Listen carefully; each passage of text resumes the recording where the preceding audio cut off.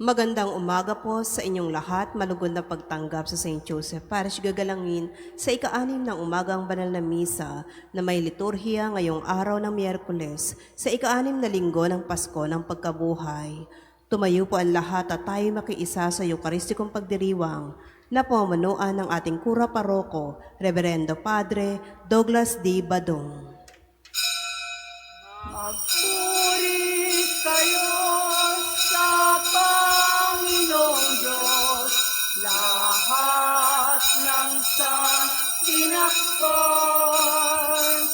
Magsiawit kayo at siya'y ipagdangal magpakailanman.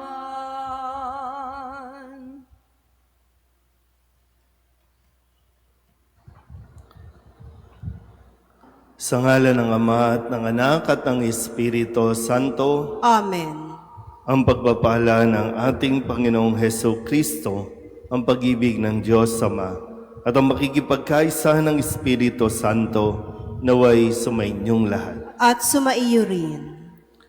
Mga kapatid, aminin natin ang ating mga kasalanan upang tayo'y maging marapat gumanap sa banal na pagdiriwang. Inaamin ko sa makapangyarihang Diyos at sa inyo mga kapatid na lubha akong nagkasala sa isip, sa salita at sa gawa at sa aking pagkukulang. Kaya isinasamo ko sa mahal na Birheng Maria, sa lahat ng mga anghel at mga banal, at sa inyo mga kapatid na ako'y panalangin sa Panginoong ating Diyos. Kawaan tayo ng makapangyarihang Diyos, patawarin tayo sa ating mga kasalanan at patnubayan tayo sa buhay na walang hanggan. Amen. Panginoon, kaawaan mo kami. Panginoon, kaawaan mo kami. Kristo, kaawaan mo kami. Kristo, kaawaan mo kami. Panginoon, kaawaan mo kami. Panginoon, kaawaan mo kami. Manalangin tayo. Ama naming makapangyarihan, pahintulutan mong kami maging dapat lumigaya kapag ang iyong anak ay nagpakita kasama ng mga banal sa piling niya, pakundangan sa aming pagdiriwang na masaya sa pagkabuhay niyang amin ngayong sinasamba sa pamamagitan niya kasama ng Espiritu Santo magpasawalang hanggan. Amen.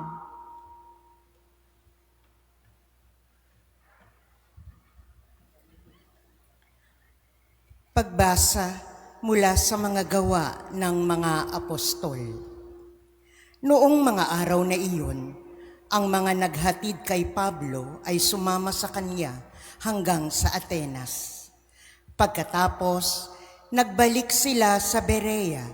Taglay ang bilin ni Pablo kina Silas at Timoteo na sumunod sa lalong madaling panahon. At si Pablo ay tumayo sa harap ng kapulungan ng Areopago at nagsalita. Mga taga-Atenas, napapansin kong buhos na buhos ang inyong kalooban sa relihiyon, sapagkat sa paglalakad ko sa lungsod at pagmamasid sa mga sambahan ninyo, nakakita ako ng isang dambanang may nakasulat na ganito: sa Diyos na hindi nakikilala. Ang inyong sinasamba, kahit hindi ninyo kilala, ang siya kong ipinapahayag sa inyo. Ang Diyos na gumawa ng sanlibutan at ng lahat ng naroroon, ang siyang Panginoon ng langit at lupa, kaya't hindi siya tumatahan sa mga templong ginawa ng tao. Hindi sa siya'y nangangailangan ng anuman, kaya siya pinaglilingkuran ng tao. Sapagkat siya ang nagbibigay ng buhay, hininga, at ng lahat ng bagay sa sangkatauhan.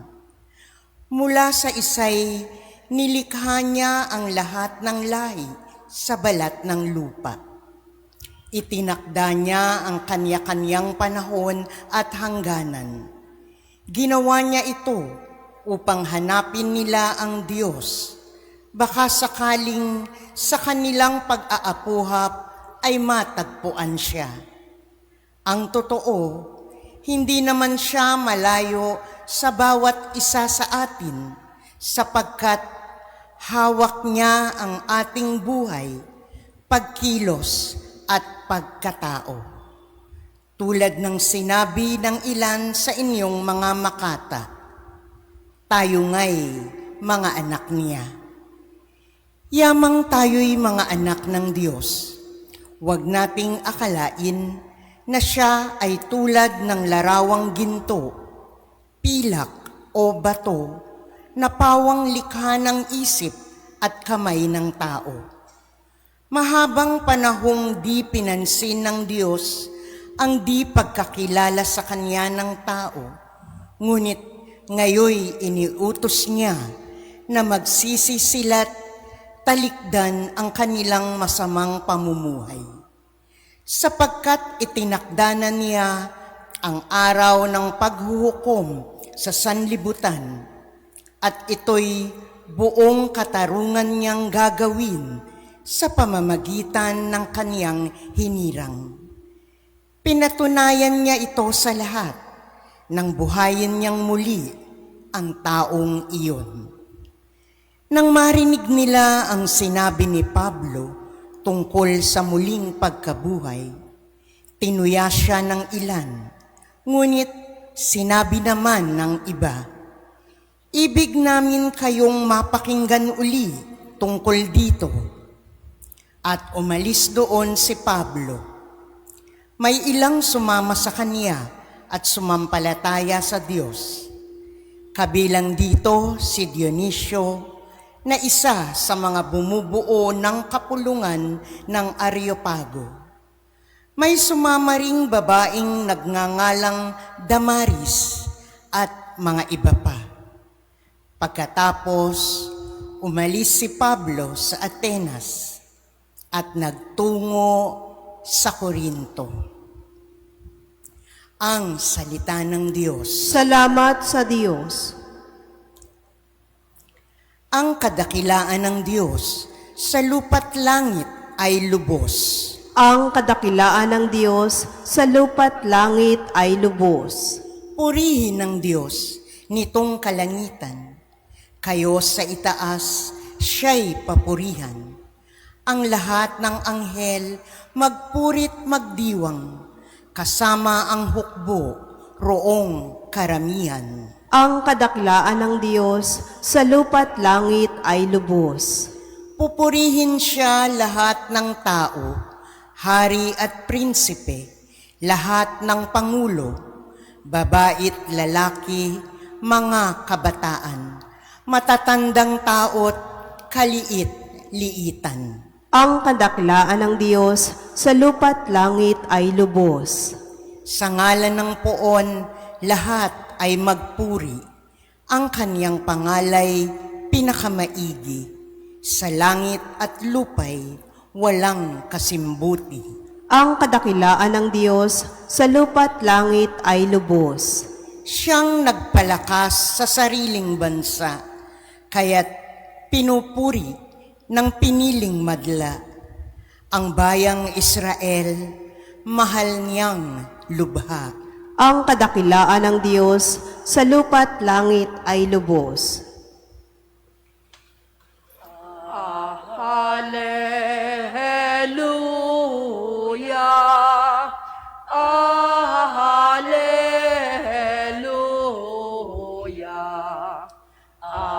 Hallelujah.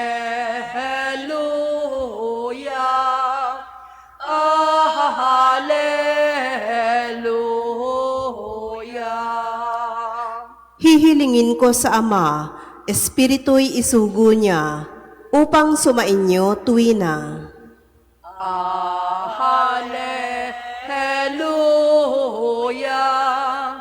Hallelujah.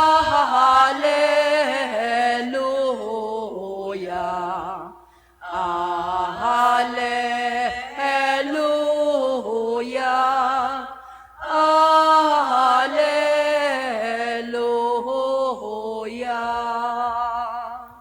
Sumainyo ang Panginoon. At sumaiyo rin. Ang mabuting balita ng Panginoon ayon kay San Juan. Papuri sa iyo, Panginoon.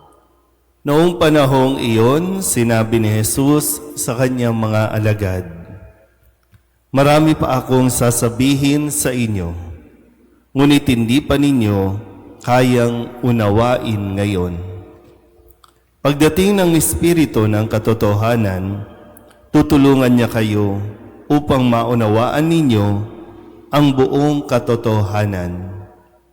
Sapagkat magsasalita siya, hindi sa ganang kanyang sarili.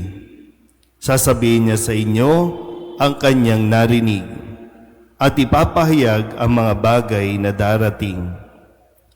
Pararangalan niya ako sapagkat sa akin magmumula ang ipahayag niya sa inyo. Ang lahat ng sa Ama ay akin. Kaya ko sinabing sa akin magmumula ang ipapahayag niya sa inyo." Ang mabuting balita ng Panginoon. Pinupuri ka namin, Panginoong Heso Kristo. Isang magandang umaga po sa inyong lahat.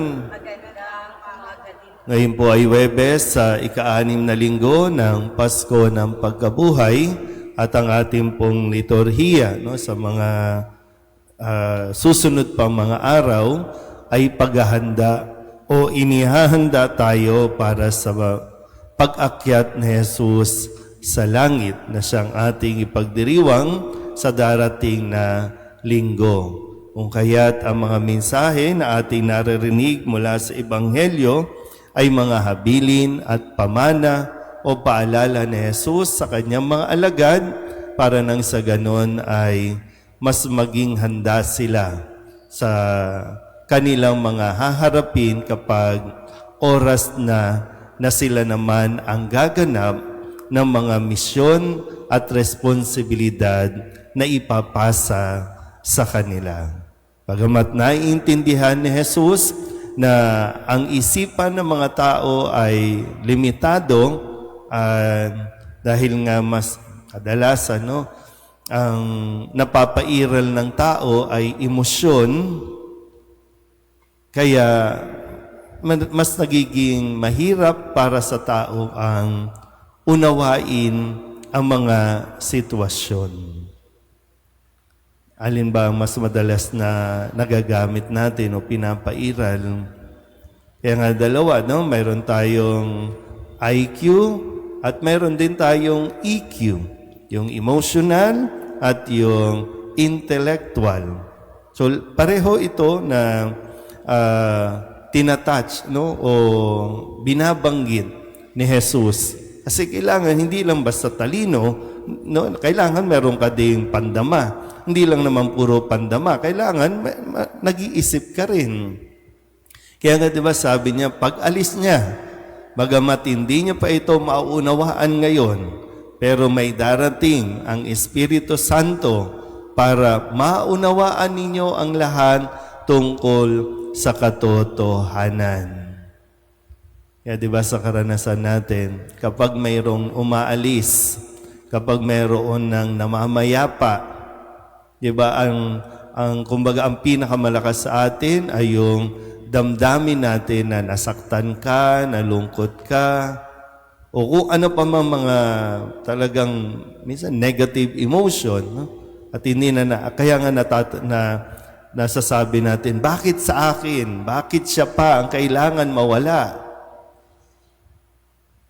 Kaya ito ang magiging role ng Espiritu Santo na pag-alis ni Kristo, siyang darating para tayo gabayan. Napakaraming bagay sa buhay natin, sa panahon natin ngayon ang hindi natin lubusang naunawaan at yung mga tao talagang siguro isa sa mga biyaya talaga na dapat nating hilingin ay yung pagkaunawa.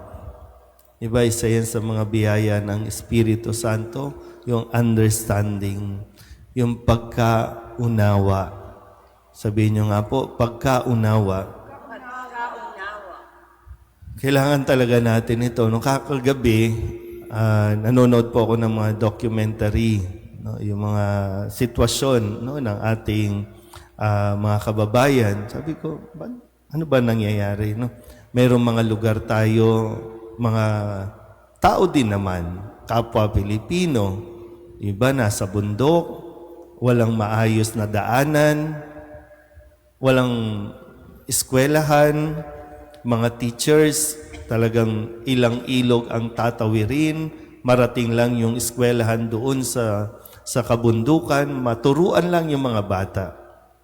Sabi ko, pero mo, nag-i-exist pa, kahit na modernong panahon na mayat maya nagpapalit tayo ng mga gadget, pero mayroon pa rin mga lugar na talagang buwis buhay, makapag-aral lang. Tapos, pag nandito tayo, ang pinag-aawayan, confidential fund. Di ba, no? Kasi pag ganito, ang mamamayani sa atin, galit tayo, no, sa mga magnanakaw. Galit tayo sa mga korap. Yan yung nararamdaman natin, di ba? Pero kailangan natin humingi ng tulong sa Diyos para nang sa ganun, maunawaan din natin talaga yung sitwasyon. Kasi no, talagang yung mga nagkakaroon ng issue sa mga pondo, no, sa mga lingkod bayan natin, pero nakakaawa din naman talaga sila. Kahit na bilyon na yung pera nila, nakakaawa sila. Kung naawa tayo dun sa mga walang-wala, di ba? No, yung sa mga walang-wala, pero mas nakakaawa yung mga taong sobra-sobra na, pero ang tingin sa sarili, walang-wala pa rin. Na ano nyo po ba? Naisip nyo ba? Di ba? Kaya hindi sila matapos-tapos sa mga pagkuha. Hindi man siguro pag nanakaw, minsan mayroong standard SOP na tinatawag sa mga naglilingkod sa gobyerno. Pero hindi talaga hindi nila makita ang kanilang sarili na sapat na o higit pa sa sapat ang meron sila. Samantalang meron tayong mga kababayan na talagang buwis buhay, walang madaanan, kailangan tumawid ng ilog na buwis buhay. Kailangan yung mga teacher, maglalakad ka mula sa kapatagan, ilang bundok ang tatawirin. Pero, di ba, meron silang sense of fulfillment na nararamdaman. Pero ngayon, sa atin, nasaan tayo sa ganitong sitwasyon? Na kailangan mo kasi pagtutuunan, hindi lang basta dadamahin mo yung hirap mo, kasi puro hirap yung nakikita natin eh. Kailangan mong makita pareho. Gamitin ang pandama, gamitin ang pangunawa para makita natin kung ano ang misyon na ibinibigay naman sa atin ng Diyos. Yan ang isang biyaya na dapat magkaroon tayo sa mundong ito. Amen?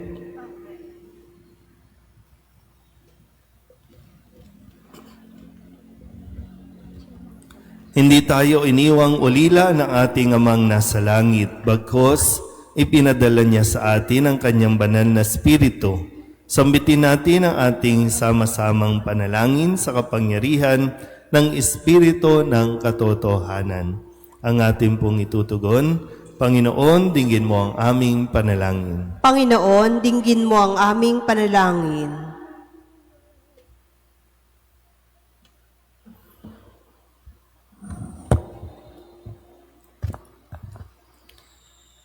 Ang simbahan naway maging masigasig sa paghahatid ng mensahe ni Jesus sa lahat ng tao. Manalangin tayo sa Panginoon. Panginoon, dinggin mo ang aming panalangin. Ang mga namamahala at may kapangyarihan naway maghatid ng kapayapaan at katarungan sa mga bansa. Manalangin tayo sa Panginoon. Panginoon, dinggin mo ang aming panalangin.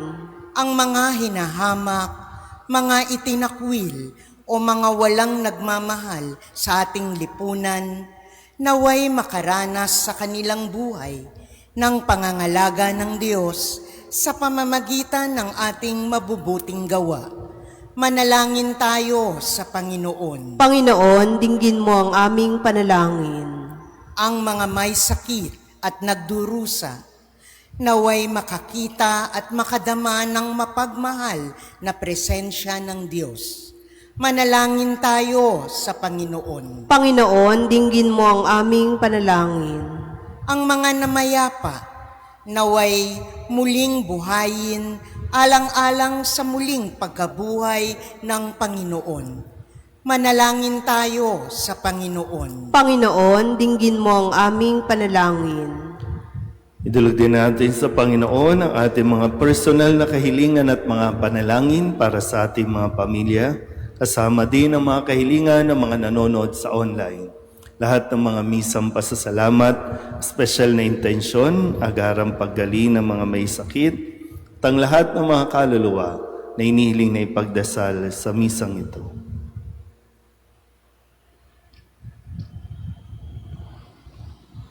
Ang lahat ng ito inihiling namin sa ngalan ni Kristong aming Panginoon. Amen.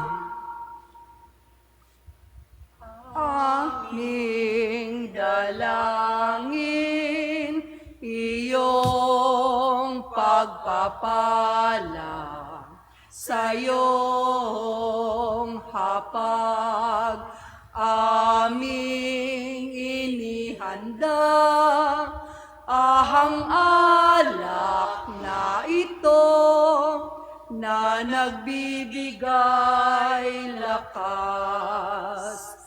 Aming iaalay sa iyong mga kamay. Pinupuri ka namin, aming Ama, ang dalisay mong pag-ibig ay aming nadama.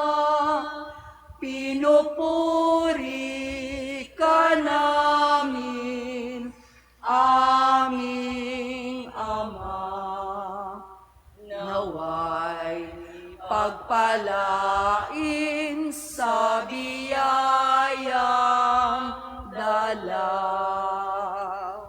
Manalangin kayo mga kapatid upang paghahain natin ay kalugdan ng Diyos amang makapangyarihan. Tanggapin nawa ng Panginoon itong paghahain sa iyong mga kamay, sa kapurihan niya at karangalan, sa ating kapakinabangan, at sa buong sambayanan niyang banal. Ama naming lumikha, sa paghahain ng banal na pagpapalitan ng iyong mga kaloob at ng aming alay, kami pinapagsasalo mo sa iyong buhay na namumukod tangi at walang kapantay. Ipagkaloob mo ang aming pakikinabang sa iyong pakikisamang aming maaasahan ay siya ring umiral sa aming pamumuhay araw-araw sa pamamagitan ni Jesucristo kasama ng Espiritu Santo magpasawalang hanggan. Amen. Sumainyo ang Panginoon. At sumaiyo rin. Itaas sa Diyos ang inyong puso at diwa. Itinaas na namin sa Panginoon. Pasalamatan natin ang Panginoong ating Diyos. Marapat na siya ay pasalamatan. Ama naming makapangyarihan, tunay ngang marapat na ikaw ay aming pasalamatan. Ngayong ipinagdiriwang ang paghahain ng Mesiyas, ang maamong tupa na tumubos sa aming lahat. Ang katawan ng anak mong sa krus na bayubay ay handog ng pag-ibig na walang kapantay. Ito ang paghahaing ganap mong kinalugdan. Ito ang nilunggati ng dating pag-aalay. Ang buong sarili ng anak mong si Jesus na inihain sa iyo upang kami matubos, siya ang dambana at paring naghahandog, siya pa rin ang tupang handog na ibinukod. Kaya kaysa ng mga anghel na nagsisiawit ng papuri sa iyo, nang walang humpay sa kalangitan, kami nagbubunyi sa iyong kadakilaan. Santo, Santo, Santo, Panginoong Diyos ng mga hukbo, napupuno ang langit at lupa ng kadakilaan mo. O sana sa kaitaasan, pinagpalang na paririto sa ngalan ng Panginoon. O sana sa kaitaasan. Ama naming banal, ikaw ang bukal ng tanang kabanalan. Kaya't sa pamamagitan ng iyong Espiritu, gawin mong banal ang kaloob na ito upang para sa aming maging katawan at dugo ng aming Panginoong Heso Kristo. Bago niya pinagtiis ang kusang loob na maging handog, inawakan niya ang tinapay, pinasalamatan kaniya, pinaghati-hati niya iyon, iniabot sa kanyang mga alagad at sinabi, "Tanggapin ninyong lahat ito at kanin, ito ang aking katawan na ihahandog para sa inyo."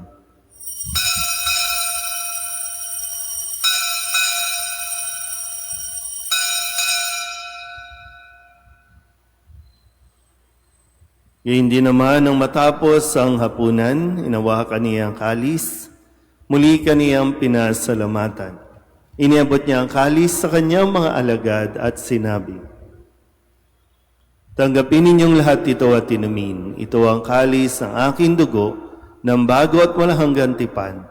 Ang aking dugo na ibubuhos para sa inyo at para sa lahat sa ikapagpapatawad ng mga kasalanan. Gawin ninyo ito sa pag-alaala sa akin."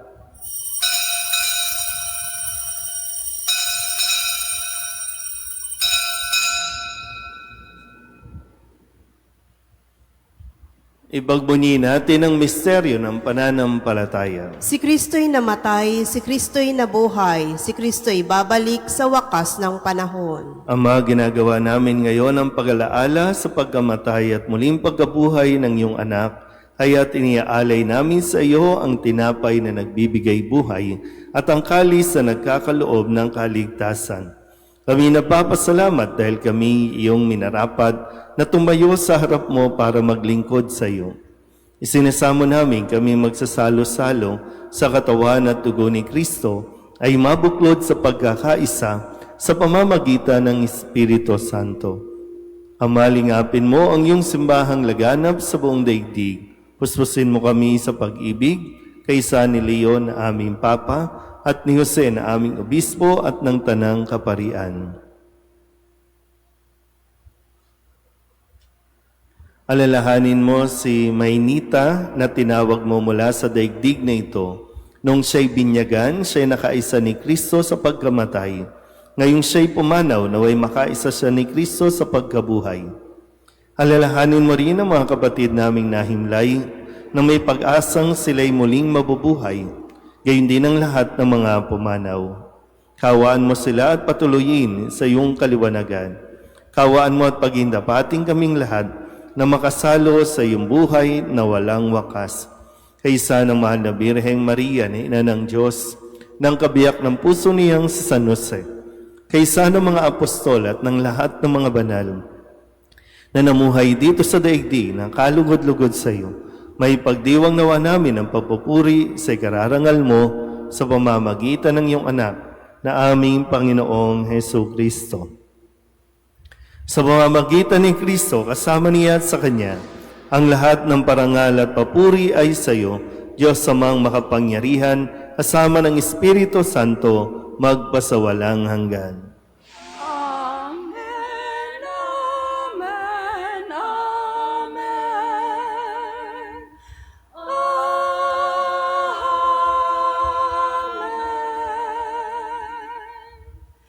Amen, amen,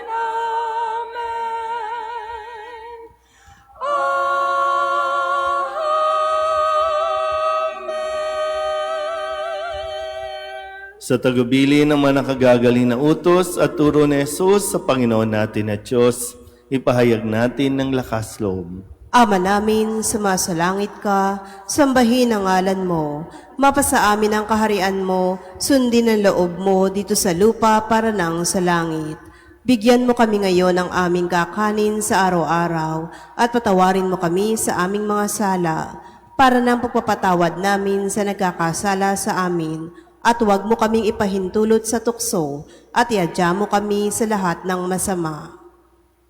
Hinihiling namin kami ihadya sa lahat ng masama, pagkalooban ng kapayapaan araw-araw, iligtas sa kasalanan at ilayo sa lahat ng kapahamakan, samantalang aming pinananabikan ang dakilang araw ng pagpapahayag ng tagapagligtas naming si Heso Kristo. Sapagkat iyo ang kaharian at ang kapangyarihan at ang kapurihan magpakailanman. Amen. Panginoong Heso Kristo, sinabi mo sa iyong mga apostol, kapayapaan ang iniiwan ko sa inyo, ang aking kapayapaan ang binibigay ko sa inyo. Tunghayan mo ang aming pananampalataya at huwag ang aming mga pagkakasala. Pagkalooban mo kami ng kapayapaan at pagkakaisa ayon sa iyong kalooban, kasama ng Espiritu Santo, magpasawalang hanggan. Amen. Ang kapayapaan ng Panginoon ay laging sumainyo. At sumaiyo rin. Magbigayan tayo ng kapayapaan sa isa't isa. Kordero ng Diyos na nag-aalis ng mga kasalanan ng sanlibutan, maawa ka sa amin.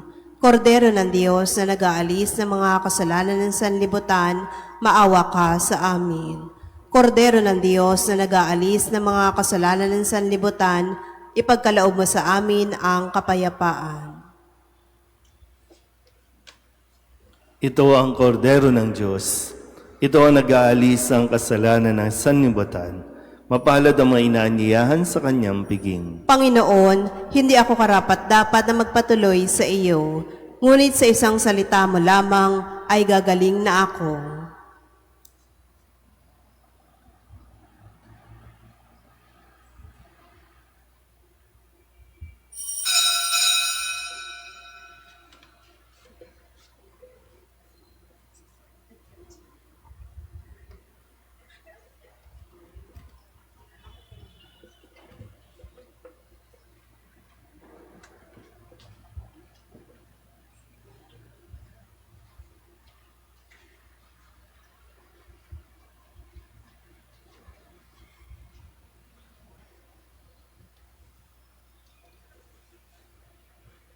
Tumayo na po ang lahat.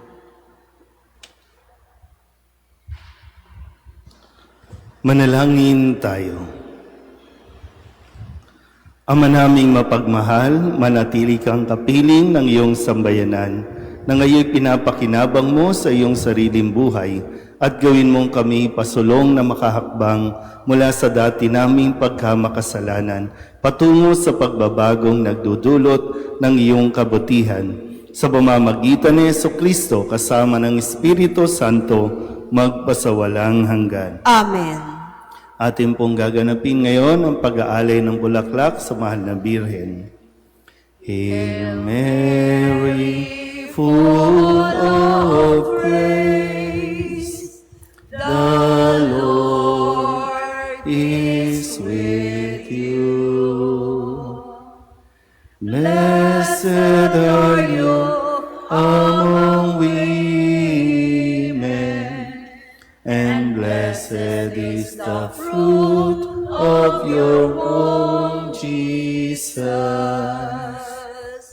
Holy Mary, Mother of God, pray for us sinners, now and at the hour of our death. Amen.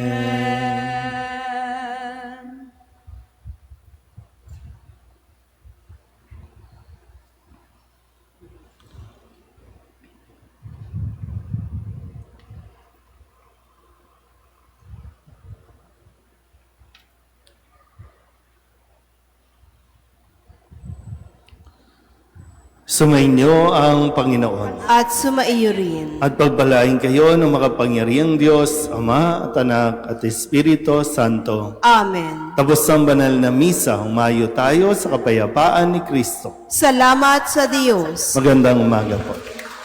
Galak, wag nang lumuha. Hinango ang tao sa sala. Kristong Jesus, tunay kang hari. Kami sa'yo'y nagpupuri. Sa hakro